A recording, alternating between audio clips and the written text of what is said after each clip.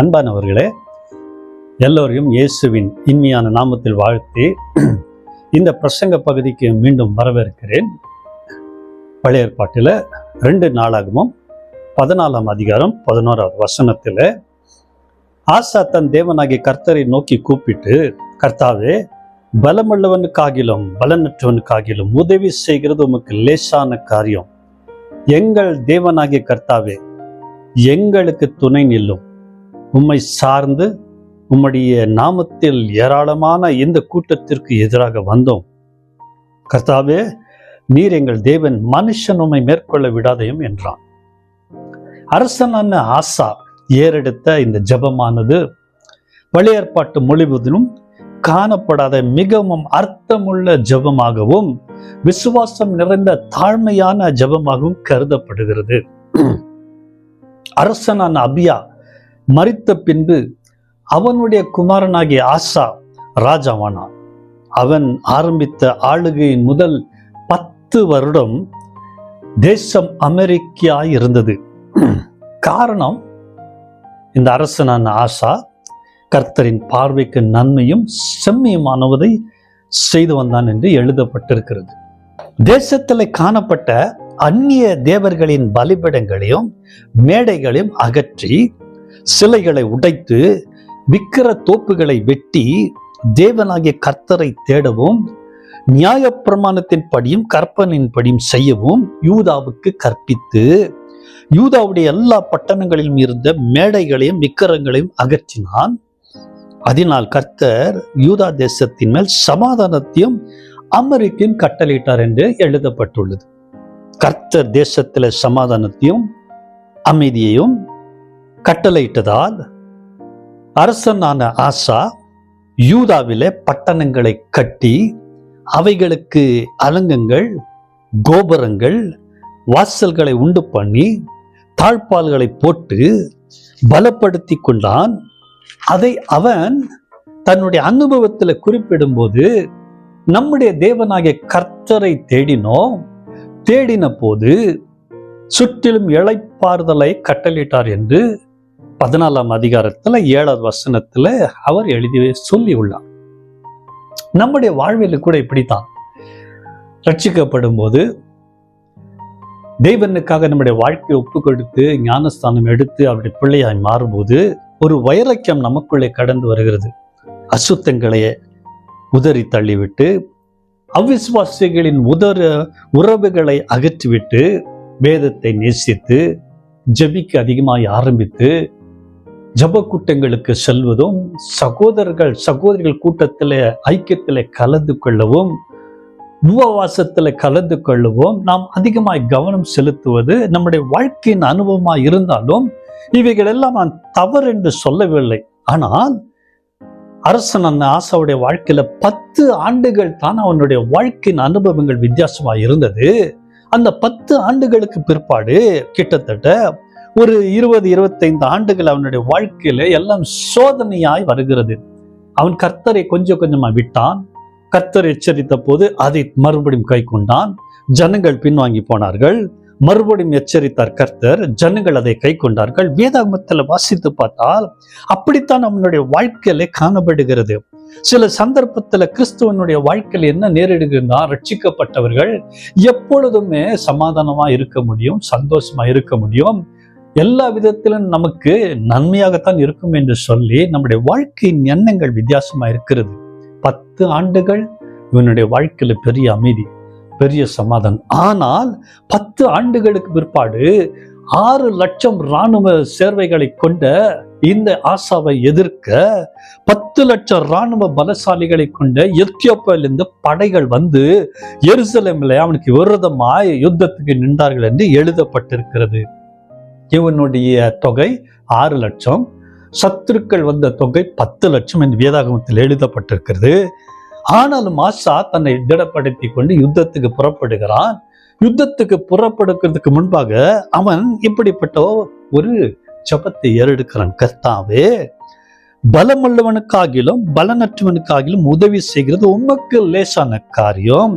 கர்த்தாவே, நீர் எங்கள் தேவன், மனுஷனுமை மேற்கொள்ள விடாதையும் என்று சொல்லி ரொம்ப அழகான ஜெபம். இந்த ஒரு விசுவாசமுள்ள ஜெபம், இந்த ஒரு தாழ்மையான ஜெபம், இந்த முழு இருதயத்தோடு செய்யப்பட்ட இந்த ஜெபத்துக்கு கர்த்தர் உடனடியாக மனம் இறங்கி பதில் கொடுக்க ஆரம்பித்தார். வேதம் என்ன சொல்லுகிறது என்று சொன்னால், நன்றாக கவனிங்கள். கர்த்தர் அந்த எத்தியோப்பியாரை ஆசாவுக்கும் யூதாவுக்கும் முன்பாக முறியடித்ததினால் எத்தியோப்பாவை ஓடி போனார்கள். எத்தியோப்பிய திரும்பி பலன் கொள்ளாதபடிக்கு கர்த்தருக்கும் அவருடைய சேனைக்கு முன்பாக நொறுங்கி போனார்கள். ஆசாவும் யூதாவும் வெற்றி கண்டார்கள் என்று வேதாகமத்தில் பதிவு செய்யப்பட்டிருக்கிறது.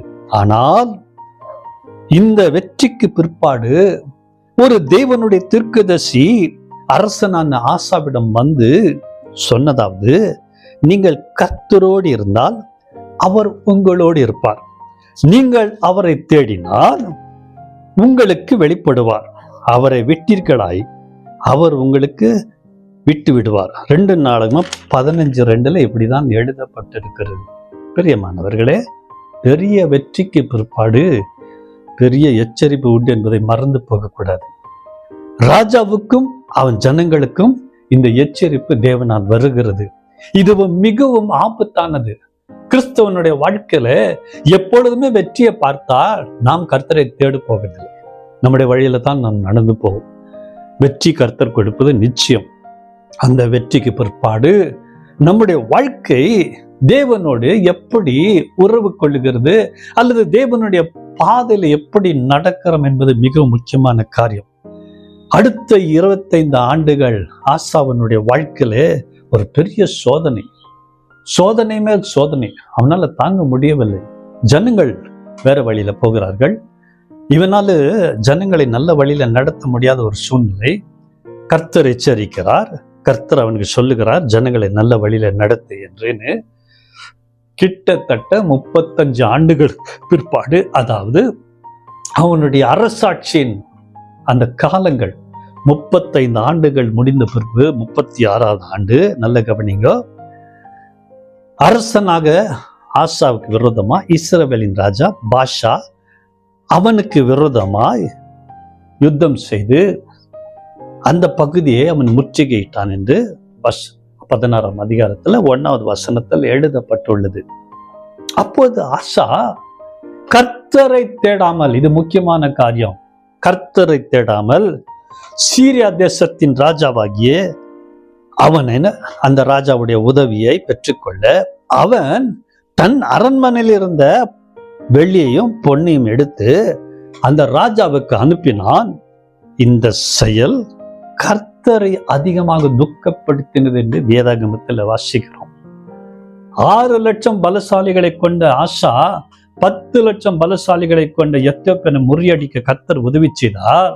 ஆனால் இப்பொழுது இந்த யூதாவுக்கு விரோதமாக சிறிய கூட்டமாகிய பலவீனமான கூட்டமாக இருக்கிற பாஷாவின் அந்த இராணுவர்கள் வந்து அவனுடைய பட்டணத்தை முற்றுகையிட்ட போது அவன் கர்த்தரை தேடாமல், இது துக்ககரமான காரியம், தன்னுடைய இஷ்டப்படி, தன்னுடைய ஞானத்தின்படி, தன்னுடைய ஆலோசனையின்படி அரண்மனையில் இருக்கிற சில பொக்கிஷங்களை எடுத்து வேற ராஜாவாகிய சீரியா தேசத்தின் ராஜாவுக்கு அனுப்பி எனக்கு வந்து உதவி செய்யும், இஸ்ரவேலின் ராஜாவாகிய பாஷா இந்த முற்றுகை விட்டு போக வேண்டும் என்று சொல்லி அவன் எடுத்த முடிவு கர்த்தருடைய பார்வையிலே மிகவும் துக்ககரமாய் காணப்பட்டது. பிரியமானவர்களே, ரட்சிக்கப்படுகிறோம், விசுவாசத்துல பலன் கொள்ளுகிறோம், ஊழியனோடு தொடர்பு கொள்ளுகிறோம், ஆலயத்துக்கு போகிறோம், எல்லா ஐக்கியத்துல கலந்து கொள்ளுகிறோம், தேவனுக்கு காணிக்கை கொடுக்கிறோம். நாட்கள் போக போக போக நம்முடைய வாழ்க்கையில நமக்கு காணப்படுகிற அல்லது சந்திக்கிற சோதனைகள் வரும்போது ஆசாவுக்குள்ள இருந்த அந்த மனப்பான்மை நமக்குள்ள வந்து விடுகிறது. கர்த்தரை தேடுவதை காட்டிலும் மனிதர்களை தேடி போவது நம்முடைய வாழ்க்கையில அது வழக்கமாய் மாறி போகிறது. கர்த்தர் இது வெறுக்கிற காரியங்கள். நம்முடைய வாழ்க்கை எங்க ஆரம்பித்தோமோ, எதற்காக ஆரம்பித்தோமோ அந்த நோக்கத்தை மறந்து அந்த நோக்கத்திலே கவனம் செலுத்தாமல் நம்முடைய இஷ்டப்படி நான் வளர்ந்து விட்டேன், நாமிக்குரிய வாழ்க்கையில வளர்ந்து விட்டேன், எனக்கு யாரும் சொல்ல வேண்டிய அவசியம் கிடையாது, நான் யாருடைய ஆலோசனை கேட்க தயாராக இல்லை என்று சொல்லி நம்முடைய வாழ்க்கையில சில அதாவது முடிவுகளை எடுக்கும்போது கர்த்தரை வேதனைப்படுத்துகிறது.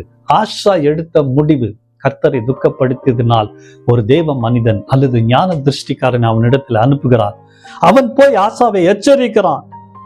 நீ அவ்வளவு பெரிய 10 லட்சம் ராணுவ வீரர்களை ஜெயித்தியே, இந்த சிறிய ஜனங்களை ஜெயிக்க ஏன் கர்த்தரை தேடவில்லை என்று சொல்லி அவனிடத்தில் கேட்கும்போது ராஜா கோபம் கொண்டு அந்த ஞான திருஷ்டிக்காரன் தேவனுடைய மனுஷனை பிடித்து சிறையில போட்டு விடுகிறான். அப்படித்தான் வேதாகமத்தில் இருக்கிறது. அந்த காலத்துல ஜனங்களுக்குள் சிலரை கொடூரமாக நடத்தினான் என்று வேதாகமத்திலே வாசிக்கிறோம். பிரியமானவர்களே, கர்த்தரின் கோபம் அரசனான ஆசாவினுடைய வாழ்க்கையில எழும்பின போது தன்னுடைய 39வது அரசாட்சியில ஆளுகையில அவனுடைய கால்களிலே கொடிதான வியாதி வந்தது என்று வேதாகமத்தில் வாசிக்கிறோம். கொடிதான வியாதி எங்க வந்தது? கால்களிலே வந்தது. அந்த வியாதியில கூட அவன் தாழ்மையாய் கர்த்தரை தேடாமல் வைத்தியர்களை தேட ஆரம்பித்தான், பரிகாரிகளை தேட ஆரம்பித்தான். நான் எப்படியாவது சுகம் பெற்றுக்கொள்ள வேண்டும் என்று சொல்லி அந்த ஒரு கட்டத்துக்கு கடந்து வந்தான். பிரியமானவர்களே, ஒருவேளை நீங்கள் 5 வருடம் ஆயிருக்கலாம் ரட்சிக்கப்பட்டு, 10 வருடம் ஆயிருக்கலாம், 15 வருடம் ஆயிருக்கலாம், 20 வருடம் ஆயிருக்கலாம், 30 வருடம் ஆயிருக்கலாம். ஆனால் நீங்கள் எங்கே ஆரம்பித்தீர்கள்? இப்போ எங்கே நின்று கொண்டிருக்கிறீர்கள்? உங்களுடைய விசுவாசம் எப்படி இருக்கிறது? உங்களுடைய பரிசுத்தம் எங்க இருக்கிறது? தேவனுக்கு நீங்க வச்சிருக்கிற வைராக்கியம் எங்க இருக்கிறது? ஆசா அந்த வைராக்கியத்தை விட்டுவிட்டான், தேவனை தேடுவதை விட்டுவிட்டான். தேவனுடைய எச்சரிப்பை பார்த்தோம், அவன் தேவனை தேடாமல் பரிகாரிகளை தேடினான். ஜாக்கிரதையா இருக்க வேண்டும். கர்த்தர் சொல்கிற காரியங்களிலே கவனமா இருக்க வேண்டும். 41வது ஆண்டில அந்த வியாதி அதிகமாகி அவன் மரித்து போனான் என்று சொல்லி வேதாகமத்தில் வாசிக்கிறோம். எங்கோ ஆரம்பித்தான், அற்புதமான ஆரம்பிப்பு. ஆனா மறிக்கும் போது தேவனை விட்டு பின்வாங்கி போய் தேவனை மறுதலித்து கூட மறுத்தான் வேதாகமத்தில் வாசிக்கிறோம். பிரியமானவர்களே, ஆசாவுடைய வாழ்க்கை நமக்கு ஒரு பெரிய எச்சரிப்பா இருக்கிறது. பரிசுத்த வேதாகமம் நமக்கு எச்சரிப்பாக எத்தனையோ காரியங்களை வெளிப்படுத்தி கொண்டிருக்கிறது. ஏதோ கிறிஸ்துவ வாழ்க்கை ஒரு சந்தர்ப்பமான ஒரு வாழ்க்கை கிடையாது. கர்த்தர் நம்மை தாயின் கர்ப்பத்தில் உருவாகும் முன்னே தெரிந்து கொண்டார். உலக தோற்றத்துக்கு முன்பாகவே நம்மை தெரிந்து கொண்டார். அவருக்காக இந்த உலகத்தில் வாழும்படியா அவரை பிரியப்படுத்தி, அவரை சந்தோஷப்படுத்தி, அவருடைய சித்தத்தை நிறைவேற்றும்படியா கர்த்தர் நம்மை அழைத்திருக்கிறார். நம்முடைய பலன், நம்முடைய ஞானம், நம்முடைய திறமைகள், நம்முடைய வசதிகள், பணம் எல்லாம் ஒன்றுக்கும் உதவாது. கர்த்தருடைய கிருபை இல்லாவிட்டால், கர்த்தருடைய வழிநடத்தல் இல்லாவிட்டால், கர்த்தர் நம்மை நடத்தாவிட்டால் இந்த உலகத்துல ஆரம்பித்த வாழ்க்கை சரியாக முடிக்க முடியாது. அதற்கு தான் அரசனான சாலமன் ஒரு வசனத்தை எழுதி வச்சிருக்கிறார்.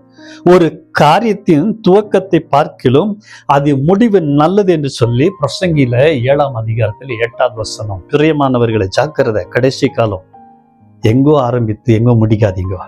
பரிசுத்தத்துக்காக ஆரம்பிச்சிங்க, விசுவாசத்துக்காக ஆரம்பிச்சிங்க, நித்திய வாழ்வுக்காக ஆரம்பிச்சிருக்கிறீங்க. அங்க போய் சேரணும். அது வரைக்கும் நம்முடைய கண்கள் அவரை பார்க்கட்டும். நம்முடைய செவிகள் மனிதனுடைய சத்தத்தை அல்ல, மனிதனுடைய ஆலோசனைகள் அல்ல, அவருடைய ஆலோசனை, அவருடைய சத்தத்துக்கு நாம் காத்திருக்கும் போது தேவன் நமக்கு இந்த காலகட்டத்துல உதவி செய்ய வல்லவராக இருக்கிறார். ஒரு சிறிய ஜெபம் செய்வோம். கண்களை மூடுவீர்களானால் கர்த்தர் நமக்கு உதவி செய்வார்.